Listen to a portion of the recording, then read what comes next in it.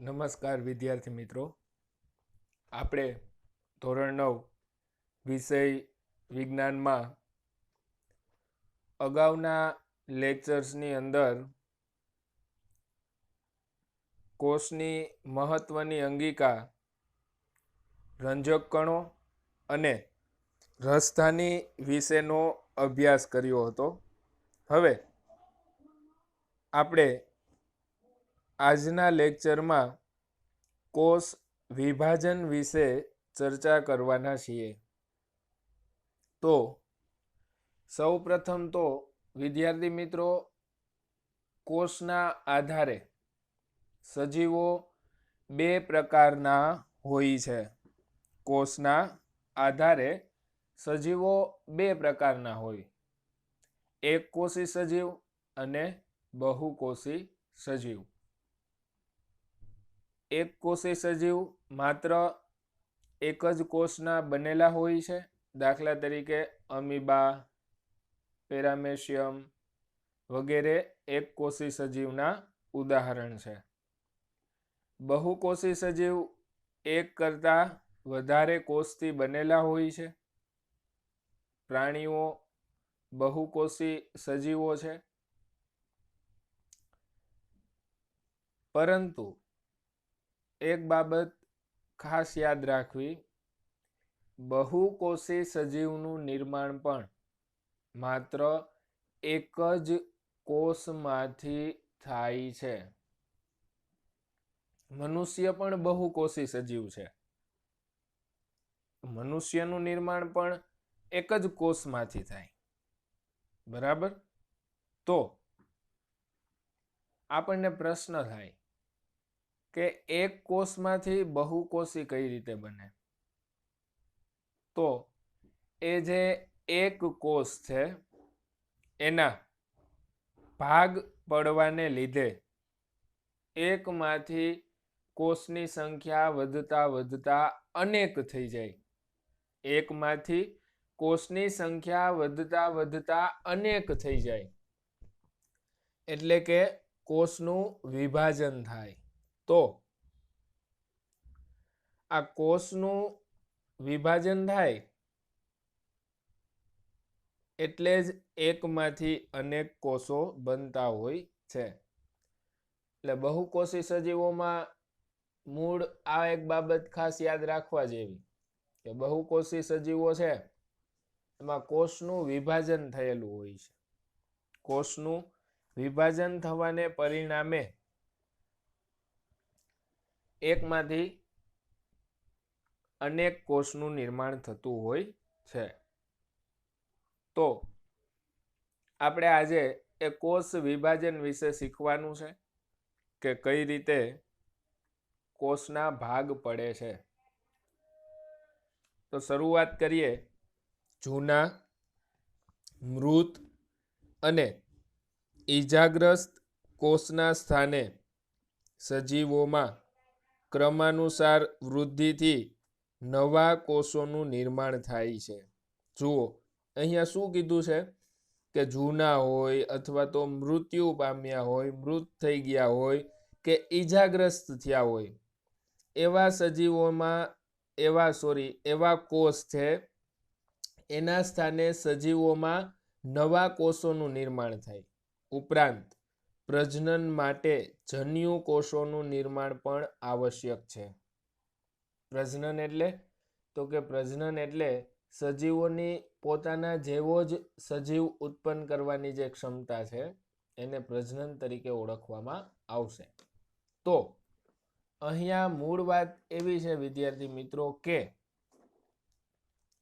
સજીવો પોતાના જેવા જ નવા સજીવનું નિર્માણ કરી શકે છે. એની પાછળ પણ સજીવોના શરીરમાં આવેલા કોષ જવાબદાર છે.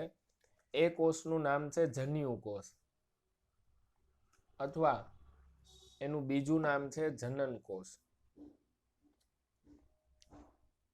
જે ક્રિયા દ્વારા નવા કોષોનું નિર્માણ થાય છે તેને કોષ વિભાજન કહે છે. આ વ્યાખ્યા શોર્ટ ક્વેશ્ચન માટે આપણે ખાસ યાદ રાખીશું કે જે ક્રિયા દ્વારા નવા કોષોનું નિર્માણ થાય છે તેને કોષ વિભાજન તરીકે ઓળખવામાં આવે છે. બરાબર. નવા કોષોનું નિર્માણ થવાની ક્રિયા એટલે કોષ વિભાજન. ખાસ આ વ્યાખ્યાને શોર્ટ ક્વેશ્ચન માટે યાદ રાખીશું. ત્યાં 2 માર્કનો શોર્ટ ક્વેશ્ચન પણ બની શકે એક બીજો, કે કોષ વિભાજન એટલે શું, કોષ વિભાજનના પ્રકાર જણાવો. તો એનો જવાબ એ રીતે લખવાનો થાય કે નવા કોષોનું નિર્માણ થવાની ક્રિયાને કોષ વિભાજન કહે છે. કોષ વિભાજનના 2 પ્રકારો છે, સમભાજન અને અર્ધીકરણ. વિદ્યાર્થી મિત્રો, નવા કોષનું જે નિર્માણ થાય એ 2 પ્રકારે થતું હોય છે. આ 2 પ્રકાર એટલે કયા પ્રકાર? તો કે નવા કોષનું નિર્માણ થવા માટેના 2 પ્રકાર એટલે સમભાજન અને અર્ધીકરણ. નવા કોષોનું નિર્માણ 2 પ્રકારે થાય છે, એટલે કે કોષ વિભાજનના 2 પ્રકાર છે. આ 2 પ્રકાર એટલે સમભાજન અને અર્ધીકરણ. બરાબર. તો આ વાત થઈ કે કોને કોષ વિભાજન કહેવાય અને કોષ વિભાજનના કેટલા પ્રકાર છે. બરાબર. આગળ હવે બીજી એક બાબત તમને કહી દઉં. આગળ આપણે કોષ વિભાજન વિશે શીખીએ પહેલા તમને જે 3 વખત લખવાનું આપવામાં આવે છે, એ લખવાનું ખાસ દરેકે દરેક વિદ્યાર્થી મિત્રો લખતા રહેશે. બરાબર. આપણે એવી ખોટી લઘુતા ગ્રંથિ નથી બાંધી લેવાની કે ઓનલાઈન લેક્ચર્સમાં મને કાંઈ સમજાતું નથી, મને કાંઈ આવડતું નથી. એનું એક કારણ છે. જો તમે લઘુતા ગ્રંથિમાં બંધાઈ જાઓ તો ઘણી બધી બાબતો એવી હોય છે કે તે તમે શિક્ષકની મદદ વગર પણ શીખી શકો. પણ વિદ્યાર્થી મિત્રો, તમે શિક્ષકની મદદ વગર પણ જે બાબત શીખી શકો એમ છો, એ જ બાબત તમને શિક્ષક શીખવે છતાં પણ નથી આવડતી, આવું બને છે. શા માટે? કારણ કે આપણે એવી એક ગ્રંથિ મનમાં બાંધી લીધી છે કે મને સમજાતું નથી, મને આવડતું નથી, અથવા તો કે કેટલા બધા વિદ્યાર્થીઓ ભણતા નથી એટલે મારે પણ ભણવું નથી. બરાબર. તો આ પ્રકારની લઘુતા ગ્રંથિ રાખ્યા વગર ખાસ જો તમે ધ્યાનપૂર્વક લેક્ચર્સ સાંભળશો, જે કાંઈ વર્ક આપીએ છીએ એ સમયસર પૂરું કરશો, ચોક્કસપણે લેક્ચરમાં ઘણી બધી બાબત સમજવા લાયક હોય જ છે, આપણને આવડશે પણ ખરા. અને જે કાંઈ તમારી એક્ઝામ લેવાય એમાં કોઈ પણ જાતની મદદ લીધા વગર જાતે યાદ કરી અને પેપર ખાસ લખશું વ્યવસ્થિત રીતે. પેપર વ્યવસ્થિત લખવાની પણ એક કિંમત હોય છે. બરાબર. તો જેમ તેમ પેપર લખીને ન આપી દેવા. ચાલો આપણે ફરી પાછા મૂળ આપણી વાત એટલે કે કોષ વિભાજન પર આવી જઈએ. કોષ વિભાજન એટલે નવા કોષના નિર્માણની પ્રક્રિયા. કોષ વિભાજનના 2 પ્રકાર છે, સમભાજન અને અર્ધીકરણ. કોષ વિભાજનની તે ક્રિયા કે જે વૃદ્ધિ માટે મોટા ભાગે થાય છે તેને સમભાજન કહે છે.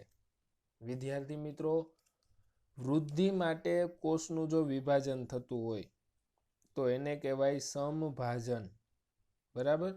એટલે કે કોષની સંખ્યા વધતી જાય, એ કોષની સંખ્યા વધવાને પરિણામે જો સજીવની વૃદ્ધિ થતી હોય, કોષની સંખ્યા વધવાને પરિણામે જો સજીવના શરીરની વૃદ્ધિ થતી હોય તો કોષની એવી વિભાજનની પ્રક્રિયાને કહેવાય છે સમભાજન.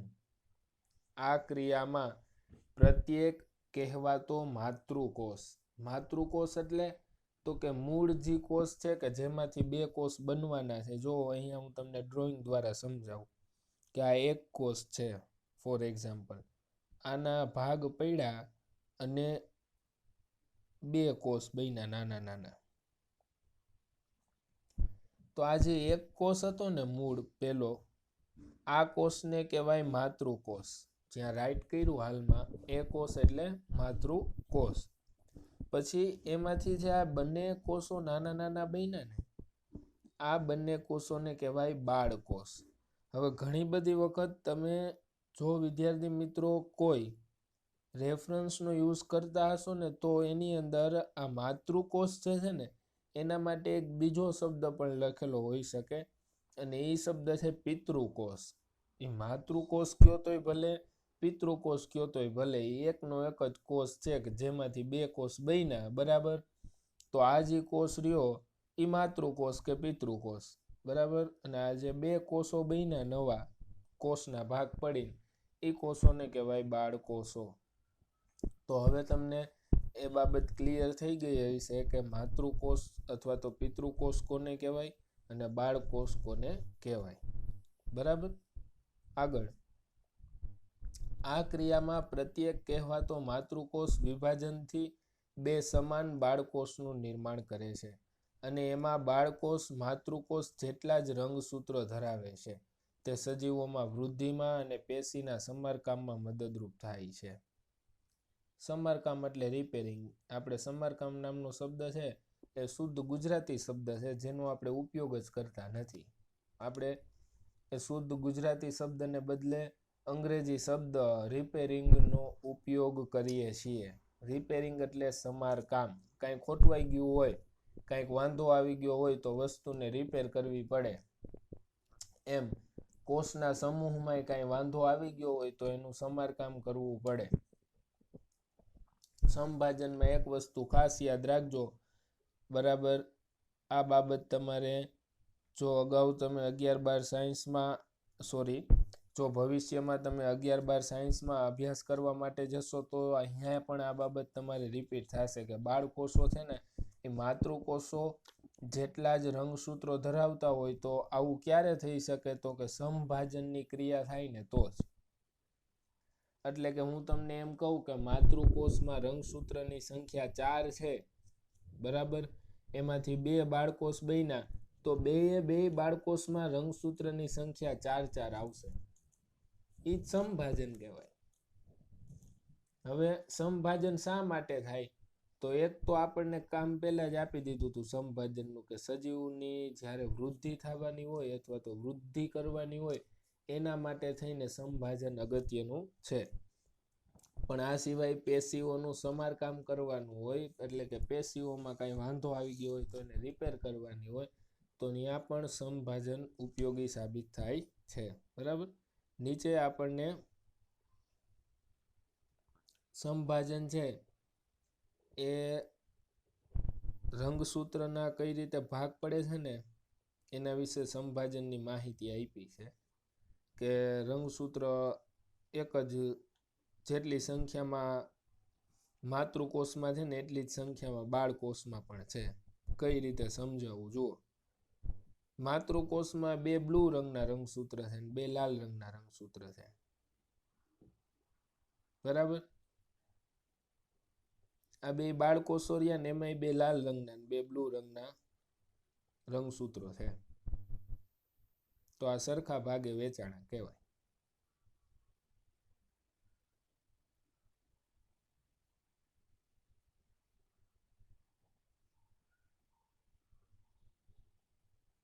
હવે આગળ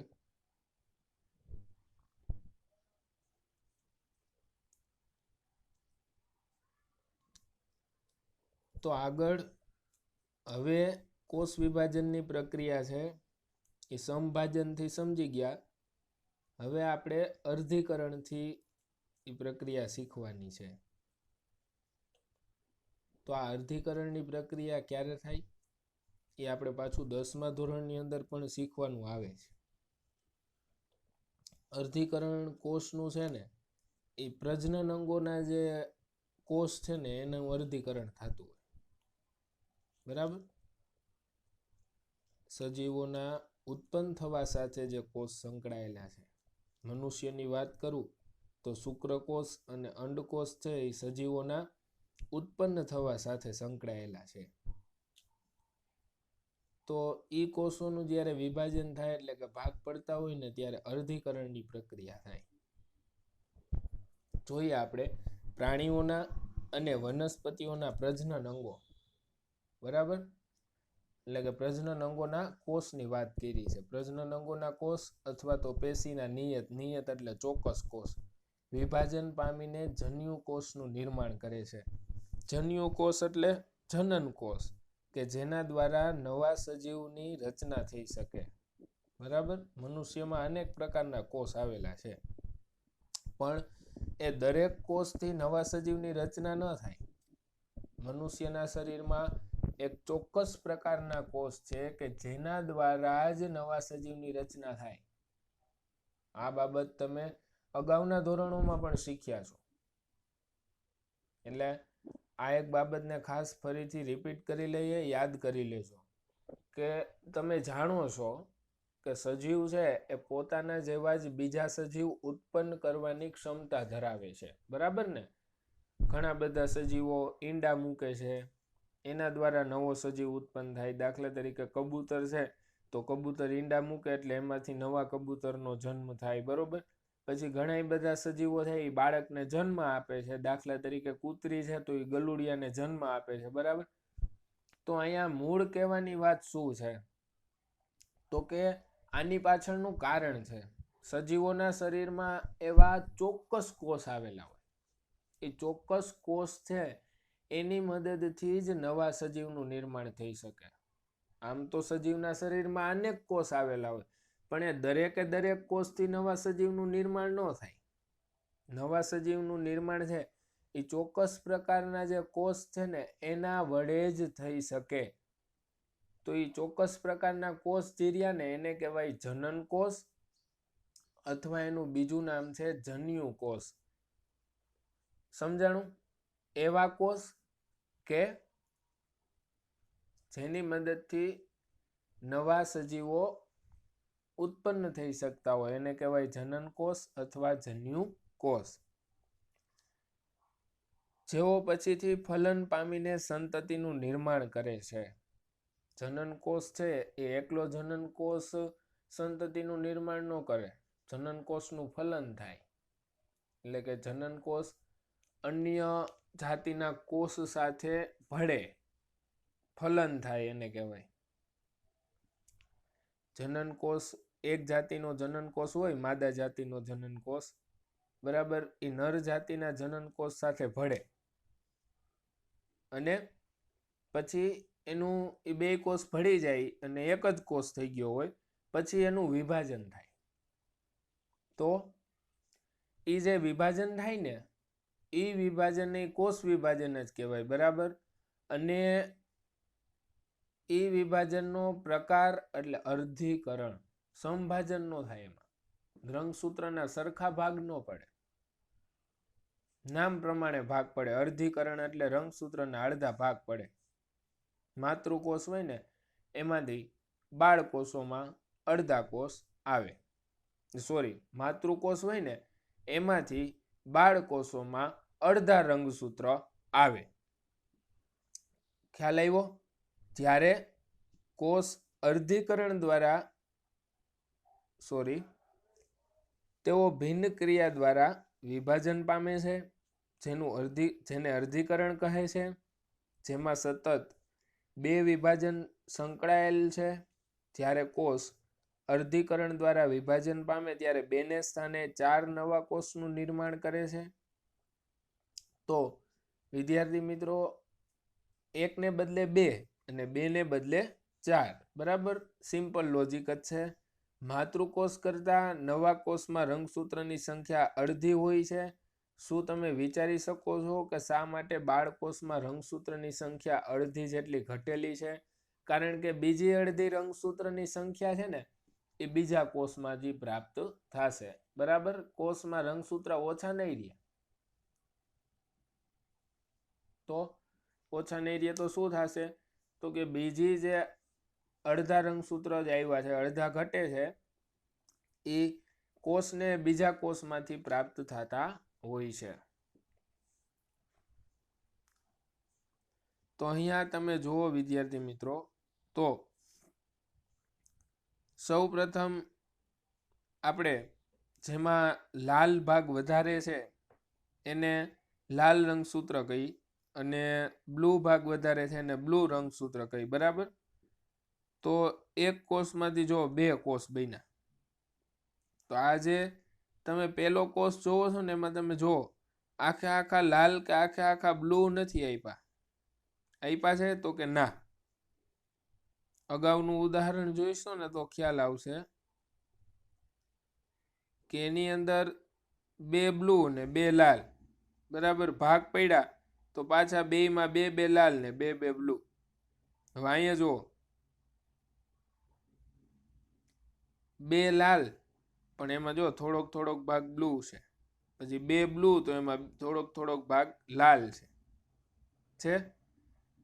તો આ કોષોનું જોડાણ થયું હોય ને એટલે આવું થાય.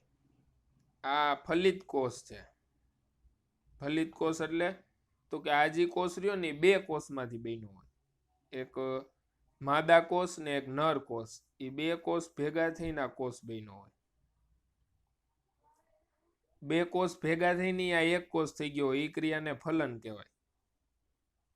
ફલનની પ્રક્રિયા દ્વારા માદા કોષ, બરાબર, આ માદા કોષ અને આ નર કોષ, એ બે કોષો ભેગા થઈને એક જ કોષ બનાવે. એટલે જો આમ રંગસૂત્ર બે આખા બ્લુ ને બે આખા રેડ રહેવાને બદલે તમે જોઈ શકો છો કે એમાં કોમ્બિનેશન ચેન્જ થયું છે, બરાબર. આગળ હવે તો કે હવે ભાગ પડી ગયા, એક કોષમાંથી બે કોષ બન્યા. તો અહીંયા તમે જોઈ શકો છો કે એક કોષમાંથી જે બે કોષ બન્યા તો એ બે કોષમાં સરખા સરખા રંગસૂત્ર વેચાઈ ગયા, જોડીમાં જ રહ્યા, છૂટા ન પડ્યા. બે કોષમાંથી એક એક સરખા રંગસૂત્ર વેચાઈ ગયા, બરાબર. તો અડધા અડધા જ રંગસૂત્ર પ્રાપ્ત થયા. જો અહીંયા કેટલા રંગસૂત્ર હતા તો કે અહીંયા પેલા કોષમાં 4 હતા અને બીજામાં 2 જ રંગસૂત્ર પ્રાપ્ત થયા. તો આ બીજા ઘટે છે એ ક્યાંથી આવશે? 4 ની બદલે 2 થઈ ગયા, હકીકતમાં હોવા જોઈએ 4. તો બીજા ઘટતા હોય રંગસૂત્ર ક્યાંથી આવશે તો કે ફલન દ્વારા જે બીજો કોષ પ્રાપ્ત થશે એના રંગસૂત્ર આવતા હોય. એટલે એ આપણો કઈ અત્યારે હાલમાં ચિંતાનો વિષય નથી, બરાબર. તો એક કોષમાંથી 2 બન્યા અને હવે 2 માંથી 4 બનશે. તો એ 2 માંથી 4 બનશે તો તમે જોઈ શકો છો વિદ્યાર્થી મિત્રો કે અહીંયા આ જે 4 કોષ છે ને, આ 4 કોષ, કોષ પહેલો, બીજો, ત્રીજો ને ચોથો, આ 4 કોષ એના રંગસૂત્ર તમે જુઓ, ચારેયના રંગસૂત્રની સરખામણી કરો તો તમને એવું જોવા મળશે કે 4 કોષમાં જુદા જુદા રંગસૂત્ર છે. કોઈ બે કોષમાં એક સરખા રંગસૂત્ર નથી, બરાબર. તો આવી રીતે 4 કોષમાં જુદા જુદા રંગસૂત્ર છે ને એના પરિણામે આપણે મનુષ્ય જાતિ છે ને એમાં ભિન્નતા જોવા મળે છે. ભિન્નતાનું કારણ જ એ છે, રંગસૂત્રો જુદા જુદા જોડી બનાવે ને એટલે જ ભિન્નતાઓ જોવા મળે. કોઈ વ્યક્તિની ઊંચાઈ વધારે હોય તો કોઈ વ્યક્તિની ઊંચાઈ ઓછી હોય, કોઈ વ્યક્તિનો રંગ શ્યામ હોય તો કોઈ વ્યક્તિ રંગે રૂપાળા હોય. તો આની પાછળનું કારણ છે કે આ કોષનું વિભાજન થાય ત્યારે બનતી અર્ધીકરણની ઘટના. અર્ધીકરણની ઘટના બને એટલે એક કોષ હોય એનું વિભાજન થઈ જાય, 2 કોષ બને અને 2 નું વિભાજન થઈને બને 4 નવા કોષ. ને 4 નવા કોષની અંદર રંગસૂત્રોની તમે જે જોડી જુઓ છો એ જોડી 4 ની અંદર અલગ અલગ પ્રકારની આવી. તો હવે આગળ આ 4 રંગસૂત્રો છે એનું બીજા કોષ સાથે ફલન થઈ જતું હોય, એટલે એમાં રંગસૂત્ર છે એની પાછી જોડી થઈ જતી હોય, બરાબર. એટલે જોડી નથી થતી રંગસૂત્રની. અગાઉના કોષમાં જોડી હતી તો એ કાંઈ અત્યારે તમારે ચિંતા નથી કરવાની, તમારે માત્ર અત્યારે અર્ધીકરણની બાબત વિશે શીખવાનું છે. ઓકે.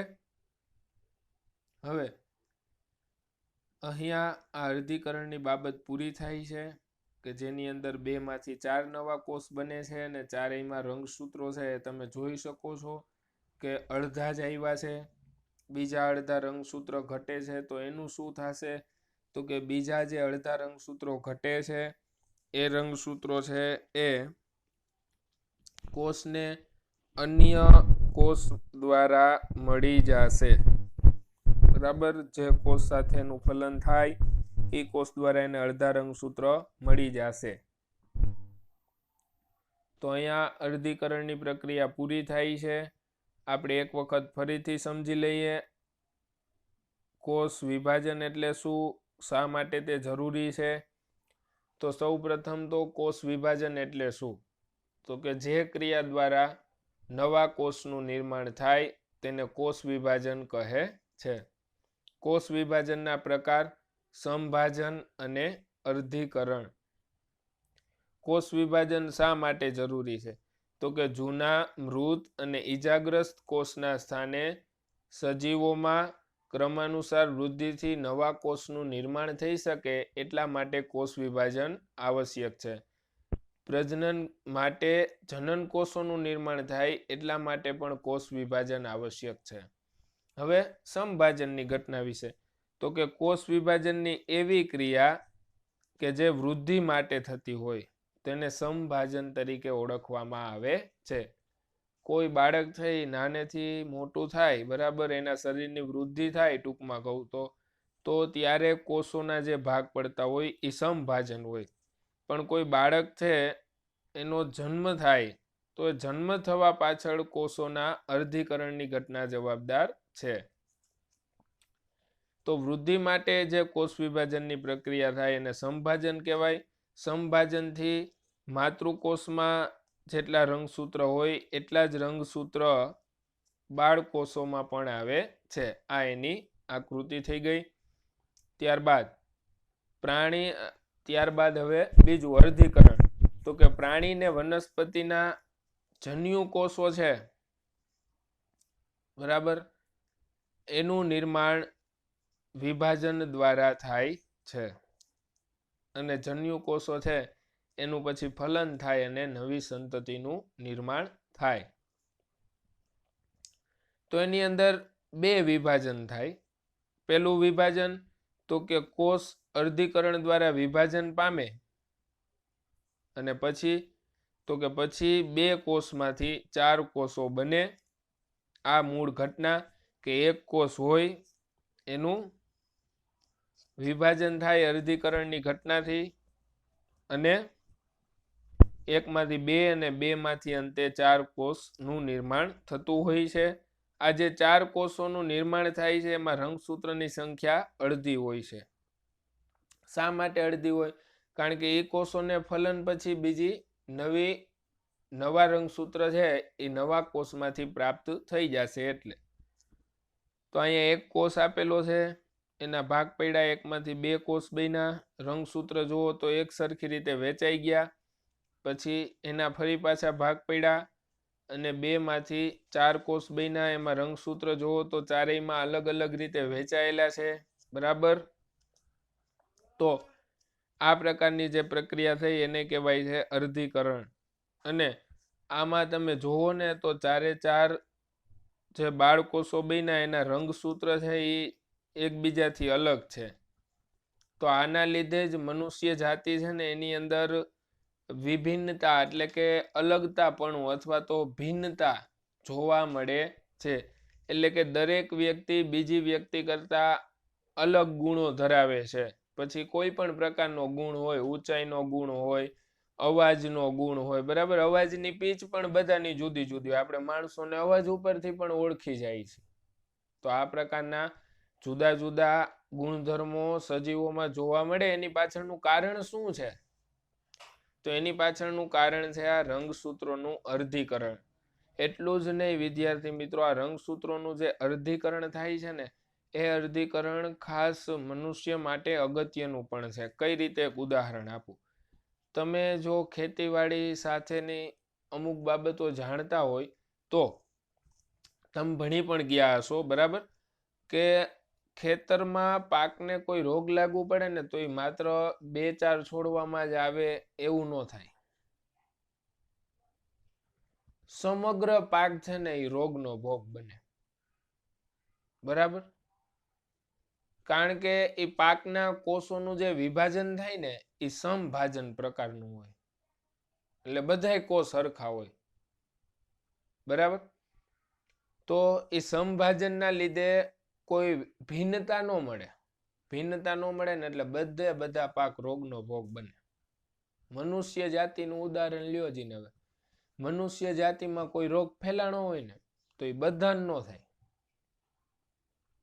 હા, ઘણા બધાને થાય પણ બધાને થાય નહીં. શા માટે?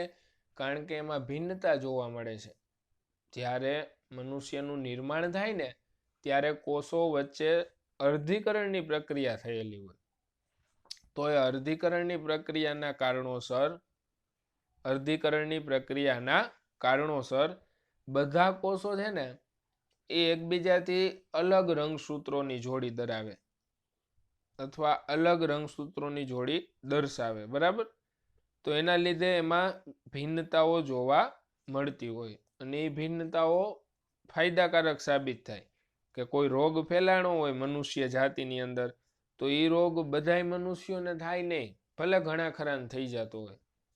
આપણે હાલમાં જ કોરોના વાયરસની મહામારી ચાલી રહી છે, બરાબર?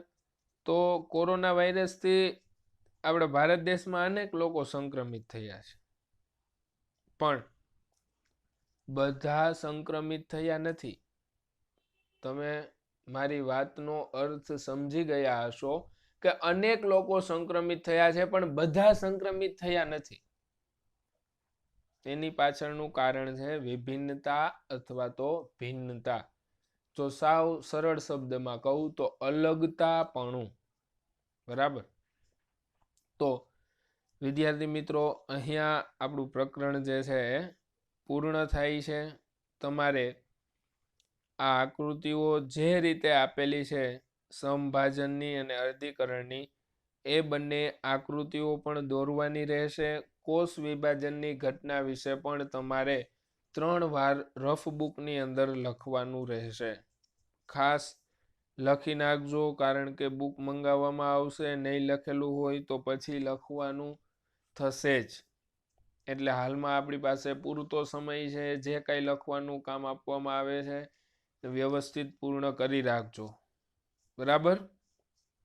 કોષ વિભાજન વિશે 3 વખત લખવાનું છે, વ્યવસ્થિત લખવાનું. વ્યાખ્યા હોય તો એ આપણને એ રીતે લખેલી હોવી જોઈએ અલગ પોઈન્ટમાં, જેથી ખ્યાલ આવે. કોષ વિભાજનના પ્રકાર કેટલા, બંને પ્રકાર વિશે અલગ અલગ લખવાનું. આકૃતિઓ પણ અલગ અલગ વ્યવસ્થિત 3 વખત દોરવાની.